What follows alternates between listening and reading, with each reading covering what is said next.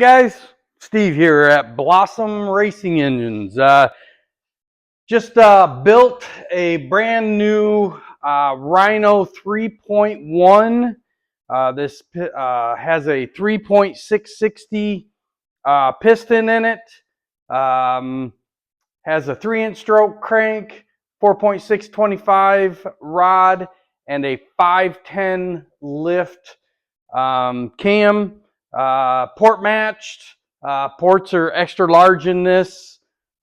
This is kind of what we call our Outlaw style motor. And we got a blackout kit on it. Just getting ready to ship this out to a customer. So we're going to fire this thing up. Haven't even started it yet. So we are going to take it right from there. Just to walk you around the motor real quick. Double check everything, make sure everything is hooked up, everything's ready to go. We got oil in the motor.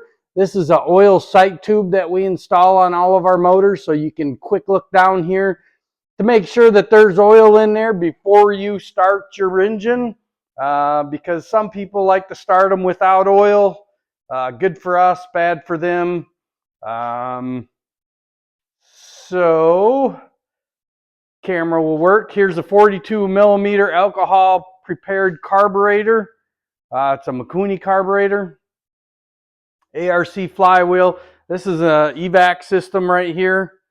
And our Briggs & Stratton coil right there.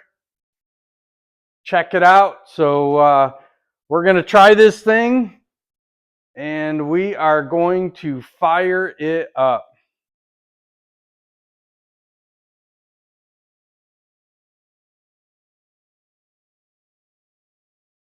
All right. Get back on the stand here.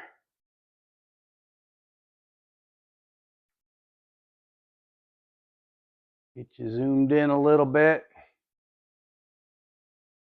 All right, got my ear protection on. Let's do this.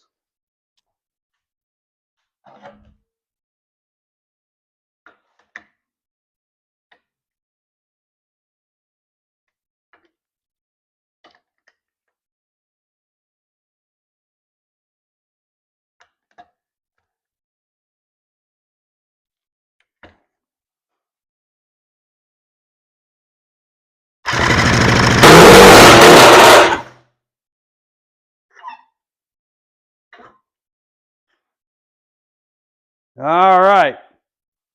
Fuel's all in there, so here we go.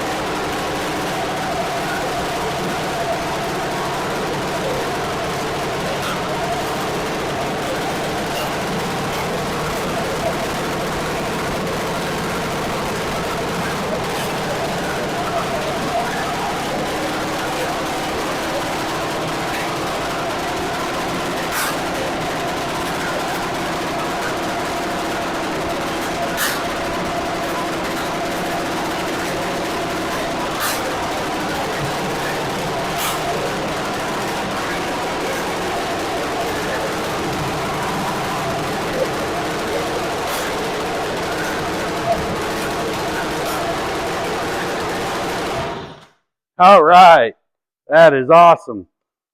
You guys ought to see this intake manifold. It is just dripping of water. It's pretty humid here today, so the combination of the airflow, the really cool cold methanol M5 is what we're using, pouring in through that intake manifold just causes that thing to condensate really bad.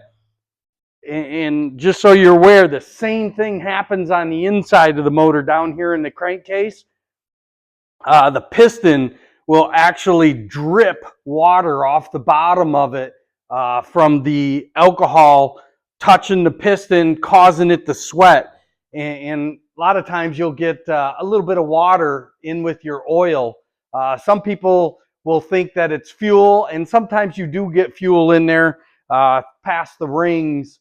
But that's not very common. Usually if you've got alcohol getting past the rings, you either washed out the cylinder because you're too fat or your rings didn't seal.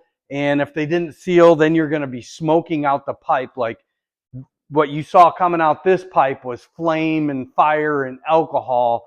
There wasn't any white smoke puffing out. So that's the difference between the alcohol and smoke coming out the pipe.